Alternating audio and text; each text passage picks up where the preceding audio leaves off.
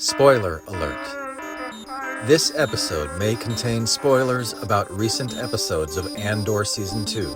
It definitely contains spoilers about your own nervous system and evidence-based mindfulness practices that lead to lasting inner peace and Jedi-like calm and well-being. These are not the thoughts and feelings you are searching for. So proceed at your own risk. It's a cool discussion about Andor, but your hidden dark side might also get some accidental therapy. It's a trap. Hello, my name is Glenn, and I just want to tell you a little bit about what you're about to hear, and then I am going to get out of the way and just let you enjoy the magic. Pay no attention to that man behind the curtain. You know, I grew up playing with Star Wars action figures, speak and spell, and little handheld football games. And now I have these toys like ChatGPT and Notebook LM that actually have the potential to become really, really powerful. And I work as a therapist, and I care about mental health, mine and yours. I'm creating this space as kind of an experiment, using binaural audio beats, these sounds that you're hearing underneath my words right now. They're meant to calm the nervous system. And you're going to hear how that happens in the AI puppet show that you're about to witness. So what I'm experimenting with is creating a soundscape to soothe the nervous system while the intellect is being stimulated by a discussion about a really great TV show, Andor, that is so rich. There's so much opportunity to just reach in and dive and mine for hidden treasure, and that's what this podcast is all about. I like to call it an AI puppet show, and I'm going to get out of the way now, and hope you enjoy it. And the Force will be with you, always. Welcome to Accidental Therapy Presents Reflections on Andor Season 2. Okay, think about this for a second. Cassian, he's in the cockpit of that TIE fighter. Oh yeah, intense scene. Totally. And you see it, the desperation, the way he's fighting those controls he barely knows. Alarms are just screaming. The whole thing sounds like it's about to fall apart. Exactly, and the camera's right there, shaky. Now here's the thing. Your brain, it knows, right? Because of Rogue One, you know he gets out of this. Logically, yeah. But what happens in your body? Like, do your shoulders tense up, jaw tight, stomach maybe does a little flip? That's it, that feeling, that's limbic resonance. Right. That's what we're really digging into today. That deep unconscious mirroring that happens. It's a huge part of why Andor just grabs you. And that's why we're calling this deep dive More Than Your Fear. It's actually a line Cassian says later to Nia. Mm-hmm. And it perfectly captures this idea. What goes on inside us under pressure when our nervous system just lights up? It's not just about them on screen, is it? It's about what stirs up in you watching it. So this whole journey we're on, Accidental Therapy Presents, it's the creation of Glenn Ostlund. Yeah, really interesting guy. He grew up with the original Star Wars. You know, the toys, the whole deal, the speak and spell, light gray. Yeah, the classics. And he talks about this as a sort of homecoming to that imaginative play space from childhood. But now he's using tools like AI, collaborating with them almost, to play with philosophy, reflect, tell stories. It's like using those old toys for something deeper now as an adult. And the core idea, which I find fascinating, is that just paying attention. There's something therapeutic in that. He calls it accidental therapy. Right, because healing isn't always this direct thing you chase. Sometimes it just happens, sideways. Like a byproduct of just getting lost in a story, connecting with a character, that aha moment. And that can shift things inside without you even trying. That's kind of the vibe we're going for with Andor here. So yeah, this isn't just, a plot summary. And there's another layer here. We're actually using binaural beats in these deep dives. Yes, the sound therapy element. Think of it like that. But, and this is key, you really need earbuds for it to work properly. Right. Without them, it's just going to sound weird, like a pulsing. Yeah, kind of a dissonant wah, wah, wah, wah, wah, wah, wah, wah, wah sound. Doesn't quite resolve. But pop in some earbuds, and suddenly your brain does this amazing thing. It hears the difference between the two ears. And creates this third internal tone. That's the binaural beat. It's a subtle frequency difference, right? Left ear gets one tone. Right ear gets slightly different. Exactly. So left ear has a steady 174 hertz. That's a solfeggio frequency people associate with, like grounding, physical calm, a stable bass. And the right ear is just off enough to create that internal beat. And your brain naturally wants to sync up with that beat. It's called neural entrainment, gently nudging your brain waves. And the idea is to guide you subtly through different states as we talk. Maybe starting in alpha calm focused. Good starting point. Okay. Then maybe drifting into theta, more meditative, intuitive, like Luke reaching out with the force almost. Could even touch delta, that deep rest state, or maybe gamma for those peak insight moments. And the research on binaural beats is interesting. Suggests benefits like less anxiety, better focus, emotional regulation. Even helping access those states linked to rest or creativity. It's like a quiet retuning happening while you listen, a subtle upgrade. So, why Andor specifically for all this? Well, Glenn, and a lot of people actually see it as Star Wars for the nervous system. Okay, I like that. Explain. It strips away some of the high fantasy, the chosen ones, the destinies. And focuses on the raw human stuff, people caught in these huge systems. Exactly. Power, rebellion, sacrifice, identity, but crucially, how those things feel. The pressure. The pressure. That's key in Andor. The Empire pushing down, the character's internal pressure. And pressure is fascinating, right? Psychologically, neurologically, it doesn't build character, it reveals it. Like Han Solo versus Leia under fire. Or Obi-Wan's calm versus Anakin's not so calm. It kicks in our default settings, our conditioning, fight or flight gets triggered, Andor lives in that space. And it kind of mirrors the Force metaphor, doesn't it? Dark side fueled by fear, anger, control. While the light side is more about service to others, connection, compassion, what the rebellion aims for. But Andor shows it's not simple. Luthen, Mon Mothma, Cassian himself, they're in the gray, wrestling with values, fear. They feel like neuroplastic characters.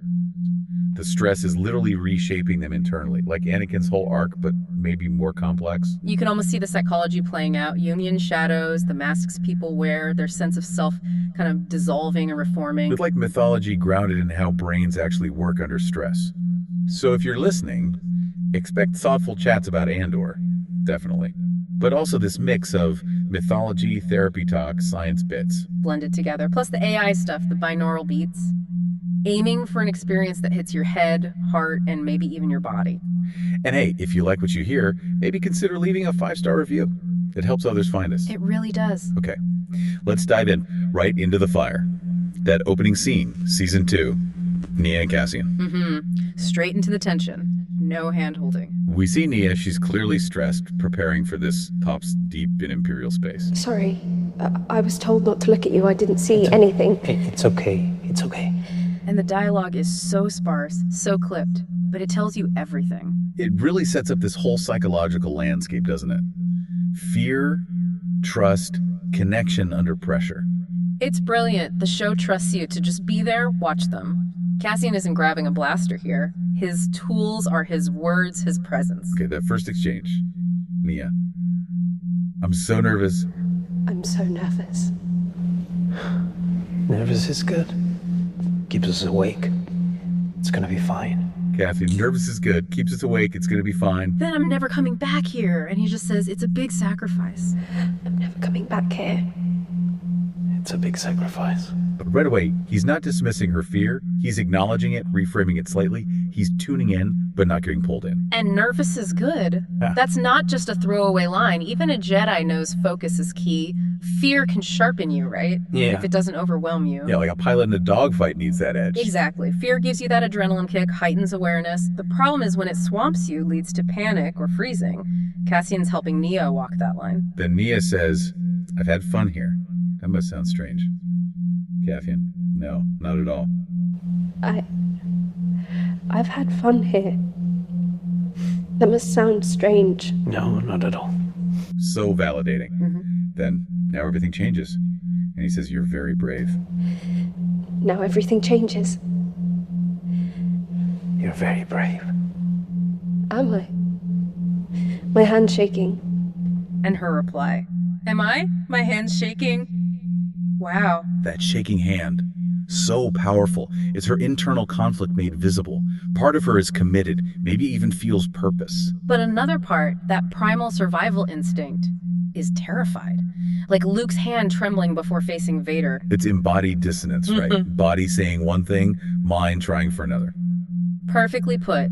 And it shows we're not just one single self. We're made of different parts, and they don't always agree. And Cassian's gentle, hey, there you are. It's not fixing, it's just seeing. Accepting her reality in that moment, bringing her back to the present, gently. It's peer-to-peer co-regulation. His calm helps stabilize her agitation, like a Jedi master projecting calm. And that's limbic resonance in action. That subconscious attunement. Like how a Wookiee growl means danger, or R2's beeps convey emotion, deep, non-verbal stuff. Cassian's calm is like an anchor for her. Strength in Andor isn't being fearless, it's being present with the fear. Then she asks the huge question, if I die, will it have been worth it? If I die tonight, was it worth it? You've done this before. You must have thought about it. This makes it worth it. This. Right now. He doesn't promise safety. He just sees her bravery, helps her face the unknown. Look at me. You made this decision long ago. The Empire cannot win. You'll never feel right unless you are doing what you can to stop them. It reinforces that the fight against the Empire, or any oppression, is internal too, rebelling against fear itself. Which feels so relevant now with all the stress and uncertainty around. Andor shows people grappling with that. You're coming home to yourself. Bravery isn't no fear, it's moving with it. You've become more than your fear. That scene is like a template. Acknowledging fear, validating it, finding a way forward, becoming more than your fear. Okay, so that interaction, Nia and Cassian, it looks simple, but it taps into some deep biology, right? Yeah. How our brains handle pressure. Absolutely. To really get what Cassian's doing, his calm presence, it helps to think about the brain in layers, like different decks on a Star Destroyer maybe evolved over time. Okay, layer one. The basal ganglia, often called the reptilian brain, oldest part. Basic survival. Fight, flight, freeze. Like a cornered creature. Or maybe a scared Ewok. Exactly. When Naya's hand shakes, her voice trembles. That's this ancient system saying danger. Layer two. The limbic system, the mammalian brain. This adds emotion. Fear is a feeling, bonding, attachment, grief, connection. The emotional richness. The complex relationships in Star Wars live here. Pretty much. When Cassian offers reassurance, connects emotionally, he's engaging her limbic system, offering safety, like a calming presence in the Force. And layer three. The top deck. The neocortex, newest part, evolutionarily speaking, higher thought, language, planning, self-awareness, metacognition, thinking about thinking. Like Yoda teaching Luke. Right. This lets Naya ask that big question, will it be worth it? She's not just feeling fear, she's reflecting on it. That internal dialogue, brave part, scared part, that's the neocortex working. So when she says, am I brave? My hand's shaking, that's like different parts of her neocortex talking. You could see it that way. One part is the rebel idealist, the Leia within. Another is just terrified, like young Luke facing his first real test. And Cassian manages to keep all three layers working together. That's what's remarkable. He feels the danger, reptilian, empathizes, limbic, but stays present and thinks clearly, neocortex. Like a Jedi balancing emotion and reason. Because often, under stress, that system falls apart, right? Yeah, a collapse. Yeah. Neocortex goes offline, can't think straight. Limbic system floods you pure reaction, like Anakin's anger. Reptilian brain takes the wheel, just raw survival. But Cassian stays online. He keeps that awareness, that space. He's not perfect, obviously. He's got his own darkness. But he's learned to hold it, all the fear and the courage. Like a Jedi who's faced their shadow. That integration allows him to be that anchor for Nia. And that capacity, self-regulation, integration. That's what mindfulness practices aim for in modern psychology. Creating space between trigger and reaction. Bringing the thinking brain back online. It's like modern Jedi training for your nervous system. Rewiring fear responses, showing up better. So when Cassian says, I've become more than your fear, it's not ego. No, it's recognition of his own growth. Fear doesn't control him in the same way. And he's inviting Naya into that possibility for herself. That space between just reacting and actually choosing. Fear is always there. Bravery is navigating it, integrating all those inner voices. That's the evolutionary step. That's the story Andor's telling. Watching Cassian with Naya, you can't help but think about the Force, even if Andor downplays the space magic, that inner balance idea. Oh, totally. The parallels are striking. Light side, serenity, compassion. Think Obi-Wan, Yoda. That really mirrors a parasympathetic state. Our rest and digest mode. Calm, connected. Exactly. And the dark side. Fear, anger, control Vader's rage. That's pure sympathetic nervous system overdrive, fight or flight. Tension, reactivity. So Cassian with Naya is calm in the face of danger. That's a light side nervous system moment. I think so. His regulation helps regulate the situation. Contrast that with the Sith, always agitated, needing external control because they're internally dysregulated. Like someone chronically stressed trying to control everything around them. Yeah. And you see hints of that in some Imperials in Andor, right? That rigidity born from fear. So Cassian, maybe he's like a Jedi of the nervous system. No force powers, but embodying those ideals through regulation. Based on trust, empathy, attunement. Very similar to mindfulness principles. So mindfulness is basically Jedi training. Noticing, naming, breathing, returning to the present. Pretty much. Even, hey, there you are. That's a mindfulness gesture. Grounding in the now. And in our crazy modern world, accessing that calm, parasympathetic state that feels almost rebellious. It's like joining the Alliance. In a world pushing sympathetic activation all the time, social media, news cycles choosing calm, connection, compassion is radical. It makes you wonder. What if the Force is something like the rhythm of breath, the vagus nerve? What if the light side is nervous system harmony? And mindfulness and co-regulation are the real practices of the rebels fighting for inner and outer peace. It shifts the perspective.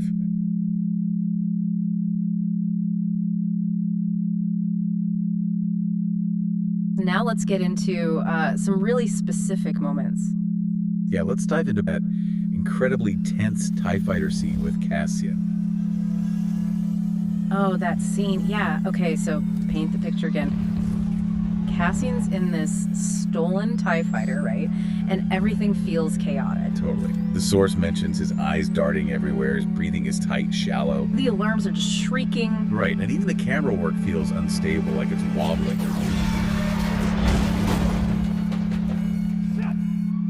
You, watching it, probably felt something physically, didn't you? Oh, definitely. Like a clenched stomach, maybe tightening your jaw without even realizing it. The source points that out too. And here's the paradox, a really interesting bit. Most of us watching probably knew Cassian survives because, well, Rogue One exists. Exactly. We know the ending, story-wise. But you still feel that tension. Your body is still reacting like it's a real threat. So the big question is, why? Why does our body freak out, even when our mind kind of knows the score? It seems counterintuitive, doesn't it? It does, but it taps into something fundamental. The source brings up this idea of limbic resonance. Limbic resonance. Okay, break that down. Think of it like emotional Wi-Fi. Our nervous systems have this tendency to tune into and sync up with the nervous systems of those around us. Ah, like that example they give of an infant and caregiver. The baby cries, the adult feels distressed. Precisely. It's that primal connection. And it doesn't stop in infancy. It continues throughout life, often through really subtle unconscious cues. Facial expressions, tone of voice, posture.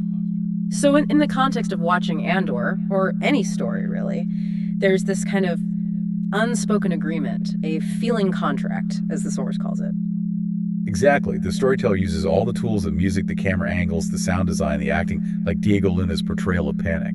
Yeah, it's intense. And all those elements are designed to evoke a physiological response in you, the viewer. It's not just about understanding the story intellectually.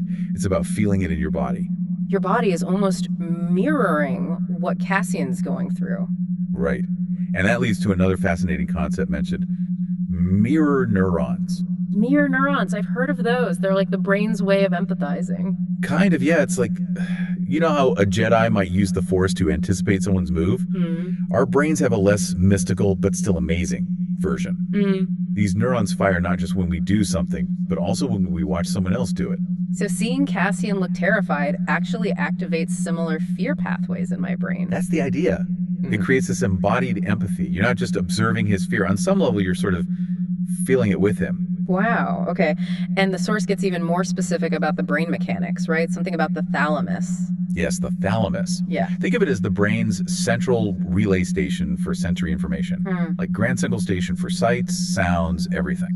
Now, what's crucial is that the thalamus often sends signals about potential threats, like flashing lights, loud alarms directly to the more ancient emotional parts of the brain, especially the amygdala. The amygdala. That's the fear center, isn't it? Often associated with it, yes. And this signal gets there fast. Faster than the signal reaches the neocortex, the part responsible for rational thought, for thinking, hey, wait, this is just a TV show. So your body's alarm system is already going off before your conscious mind fully processes the situation. Pretty much. The amygdala gets the danger, memo first, and sounds the alert. Your heart races, muscles tense up, all before you've logically assessed it. And the source suggests Andor deliberately taps into this limbic resonance. It sort of weaponizes it, but in a good way. In a transformative way, yeah. It's not just cheap thrills. It allows us, the audience, to feel the stakes, the stress, the fear of being part of this rebellion. It's almost like practice. Practice? How so? Well, the source calls it accidental therapy, or like a mental fire drill.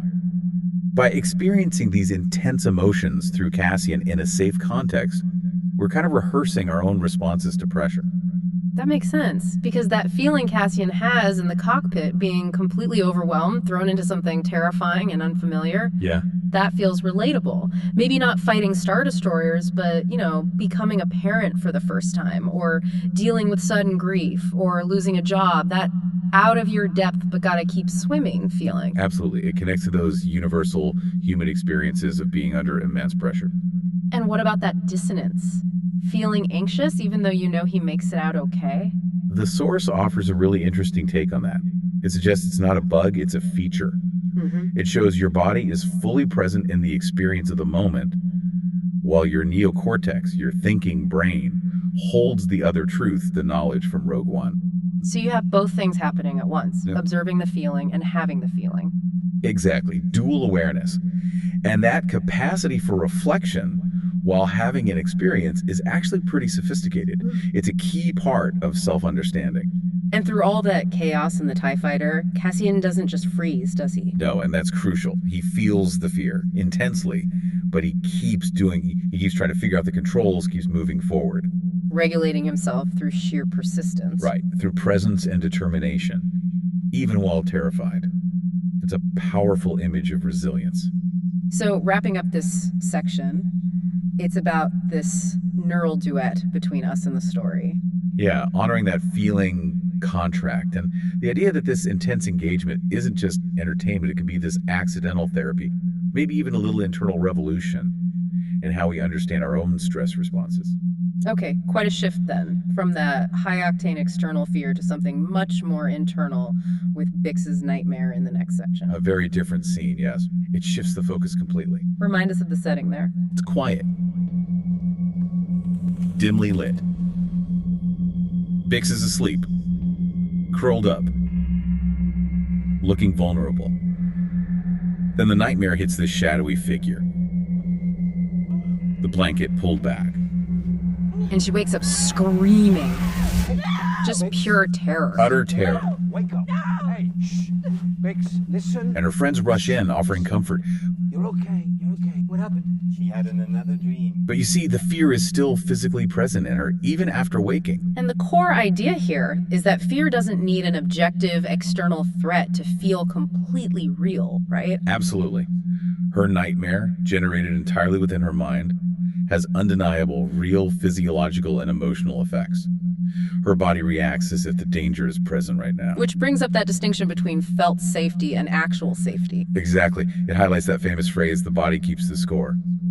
Your nervous system responds to what it perceives the conditions to be, not necessarily the objective reality. So even though Books is physically safe now with her friends, her trauma from the Empire's torture is still active in her system. The nightmares triggering that stored experience. Yes. Her past is intruding on her present safety. Does the source touch on the science behind nightmares like this? It does, briefly. It mentions they often happen during REM sleep, which is crucial for memory consolidation and processing emotions. Our brain runs these simulations, basically. But for someone with trauma? In trauma survivors, REM sleep can sometimes be fragmented. The amygdala, that fear hub, again, might be hyperactive, while the prefrontal cortex, the part that usually helps regulate emotions and provides context, might be less active. So the emotional intensity isn't dampened down as much? Potentially, yeah. Leading to these very vivid, terrifying experiences that feel incredibly real and have real consequences for how she feels and functions, even after waking. It's a stark contrast, isn't it? Cassian's fear is external, action-packed. Vix's is internal, isolating, even when she's surrounded by people. A really important contrast. But the source notes that despite the different triggers, a dogfight versus a dream, similar underlying fear systems are activated in both cases. And Bix's nightmare is described as a kind of trauma echo, or an emotional flashback. Yes. It's not just remembering what happened, it's re-experiencing the feelings, the terror associated with her torture. It connects directly to PTSD and complex trauma concepts. Like those force ghosts you mentioned earlier, the past haunting the present. So after an experience like that, like waking from a terrifying nightmare or flashback, what's important? Reorienting. Coming back to the present moment. The source mentions grounding techniques used in therapy. Like what? Simple things, really. Naming objects you can see around you, feeling your feet on the floor, noticing your breath, anything that anchors you back in the reality of now, signaling to your nervous system that the immediate threat isn't actually here. And in Bix's case, her community provides that grounding, don't they? Her friends rushing in. Beautifully illustrated, yes. Their physical presence, their comforting words, that's limbic resonance working constructively. Their calm helps to regulate her distress. It's co-regulation, coming from the outside in, like her own little rebel cell providing sanctuary. It makes you think about your own experiences, doesn't it? Nightmares that leave you shaken, or those times anxiety seems to spike out of nowhere from some invisible trigger. Definitely, it validates those experiences. Even if they don't make logical sense on the surface, they often have deep roots in our personal history and our biology. So the takeaway from Bix's story is that the struggle for safety isn't just external, it's internal too. Very much so. And healing involves learning to trust the present again, learning that safety is possible now, and crucially, being met with kindness and reassurance, both from others and, importantly, from ourselves when those old fears resurface. Which leads us nicely into the final section, which talks about this idea of an alliance within. What's that about? This section kind of zooms out. It looks beyond specific fear responses to a broader idea of resilience as internal unity. It's framed as a kind of inner rebellion against fragmentation, a quiet uprising of coherence. An inner rebellion, I like that. Yeah, and it starts with this really mind-bending biological perspective. It asks you to consider yourself not just as one individual, but as a colony. A colony. Of approximately 37 trillion cooperating cells. Think about that. Trillions of individual units that merged billions of years ago, forming this ancient pact based on cooperation, specialization, trust. Wow, okay, that's a perspective shift. So courage isn't just psychological, it's cellular, embodied in that cooperation. That's the implication. That fundamental drive to cooperate and function together is the bedrock of our being. Trillions of tiny acts of resilience happening inside you right now. And how does this connect back to Cassian? He's certainly not perfect. He's messy, morally ambiguous at times. True. But the source points to his underlying coherence, especially under pressure. His ability to align himself, to act with purpose even when things are falling apart. And that internal steadiness, that alignment, is what ultimately makes others trust him. It's like he's forged a working alliance within himself. So bravery isn't just the big, flashy, heroic moments. Not solely, no. The source defines it more subtly, as the effective cooperation of your internal systems when under threat. Can you give an example? Like a single cell continuing its function even when stressed. Or your vagus nerve acting to calm your heart rate, that's internal cooperation. or even just holding space for someone else while you yourself feel afraid, aligning different internal needs towards a shared value. Like an internal Jedi Council trying to find balance. Huh. Maybe something like that. It's about that internal teamwork. And this, the source suggests, is what Cassian achieves. He becomes more than his fragmented past. He embodies this internal alliance. And to help understand this, it brings back internal family systems, IFS. Right. Just a quick refresher. IFS sees our psyche not as one single thing, but as having multiple parts, different aspects or subpersonalities with their own feelings and roles. Like having an inner critic, an inner child, that sort of thing. Exactly. And IFS proposes there's also a core self, a state of calm, compassion, connectedness, clarity. The source suggests Cassian, especially in his more resilient moments, is operating from that core self. Okay. So if we have all these internal parts, how do we foster that alliance? Mindfulness comes in here. The source positions mindfulness as alliance maintenance. Alliance maintenance. I like that. Yeah, it's like doing regular check-ins with your internal systems, noticing the different parts, understanding their needs, helping them communicate and cooperate better, building an effective internal coalition like a skilled diplomat. So paying attention to what's going on inside. Basically, yes. Yeah. And the conclusion loops back beautifully to that rebellion metaphor. How so?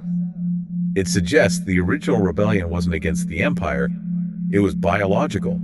That ancient act of cellular cooperation that created complex life. Whoa.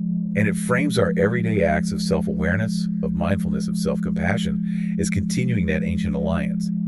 It casts you, the listener, as your own Andor. Me, the rebel. You, the rebel. You, the resistance. You, that ancient alliance made flesh. Right here, right now. That's a really powerful way to frame it. It brings the whole journey together, from feeling that initial fear like Nia, to understanding Bix's internal struggles, to this idea of a vast cooperative inner world. Exactly. And the final empowering thought is that by listening to ourselves, by integrating these different parts, by fostering that inner alignment, we can become more than our fear. It all comes back to presence, awareness, and tending to that inner alliance. It's like finding your own inner force. You could say that. The potential is there. So the big takeaways really circle around understanding our fear responses, how they're wired, how the body reacts sometimes before the mind. That whole limbic resonance and thalamus-amygdala connection. Right. But also recognizing our capacity for resilience, for that inner strength, and seeing how engaging with stories like Andor can be this unexpected way to process things. Accidental therapy. And simply paying attention, becoming aware of our internal state, that tightness in the chest, the shallow breath, that awareness itself is a powerful step. It really is. The source emphasizes that cultivating this awareness, practicing mindfulness even in tiny moments, is like an act of inner rebellion. Pushing back against being overwhelmed, choosing to connect with your inner resources. Precisely. Stepping into greater strength and self-understanding. So maybe something for you listening to reflect on. Your own experiences with fear, times your body and mind felt out of sync. And thinking about your own inner alliance, how do your different internal parts work together, especially under pressure? Yeah, that's a great reflection point. And look, if this deep dive resonated with you, if you found these ideas valuable or insightful for understanding yourself or just how compelling stories work, we'd be really grateful if you could take a second to leave a 5-star review wherever you're listening. It genuinely helps other people find the show and maybe get something useful out of these discussions too. Maybe even think about what specific part or what idea we talked about today really clicked for you. Was it the mirror neurons? The body keeping score? The cellular alliance? And we'll leave you with this final thought to mull over, a question to carry with you. What small act of inner alliance can you cultivate today? Maybe it's just taking 3 mindful breaths when you feel stressed. Maybe it's acknowledging an anxious thought with a bit more kindness. Just one small thing. What could that be for you?